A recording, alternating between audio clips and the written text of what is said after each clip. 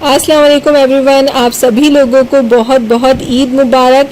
आज Eid special recipe बनाएंगे हम। आज हम बनाएंगे चटखारा बोटी, जो बहुत मज़ेदार बनती है और बहुत आसान रेसिपी है। जल्दी से अपनी रेसिपी स्टार्ट करते हैं, लेकिन उससे पहले आप लोग मेरे चैनल को सब्सक्राइब कर लें और बेल का आइकन दबाना मत भूलिएगा, ताकि आइंदा आने वाली हर रेसिपी की नोटिफिकेशन आप लोगों को मिलती रहे। मैंने यहाँ पे बीफ का गोश्त लिया है और उसको छोटे छोटे पीसेज में काट लिया है। देख सकते हैं आप कितने साइज़ के पीसेज हैं। बहुत बड़ी बोटियाँ आपकी नहीं होनी चाहिए। और आप लोग चाहें तो मटन का गोश्त भी यूज़ कर सकते हैं।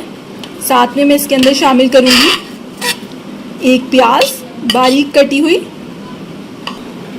लहसुन अदरक का पेस्ट 1 खाने का चम्मच, और नमक भी इसमें साथ में शामिल करेंगे हम हस्ब जायका।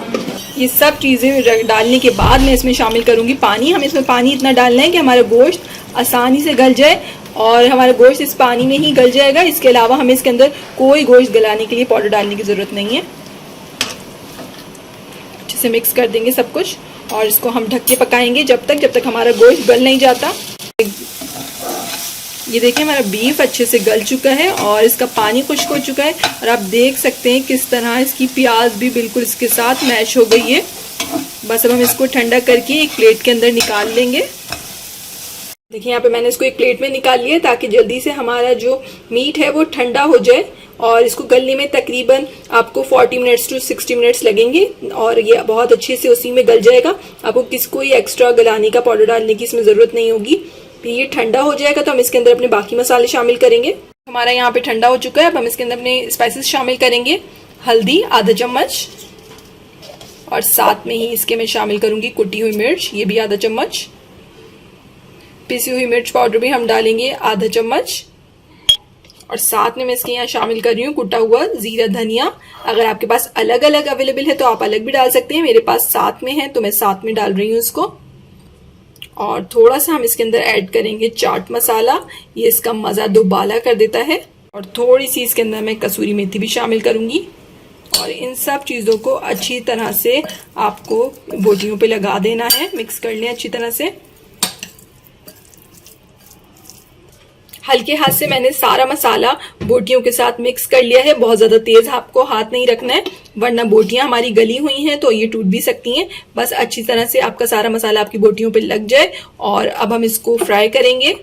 शैलो फ्राई करना है। ऑयल मैंने यहाँ थोड़ा सा गर्म कर लिया है और इसके अंदर हम अपनी बोटियाँ शामिल कर लेंगे। सारी हमने इसमें अपनी बीफ की बोटियाँ शामिल कर दी हैं। हमारा बीफ ऑलरेडी गला हुआ है तो हमें इसे यहाँ पे गलाना नहीं है। बस हमें इसको इतना ही फ्राई करना है कि इसके ऊपर एक अच्छा सा खूबसूरत सा गोल्डन कलर आ जाए और क्रिस्पी हो जाए हमारी बोटियाँ। ये बोटियाँ बहुत मज़ेदार बनती हैं और आसान भी बहुत हैं ये बोटियाँ बनाना। चटखारा बोटी आप लोग इसको ट्राई करिएगा। बोटियों को आपको पलटते रहना है ताकि हर तरफ से अच्छा सा इसके ऊपर कलर आ जाए और क्रिस्पी हो जाए। हमारी मीट के ऊपर अच्छा सा कलर आ गया है, गोल्डन ब्राउन सा।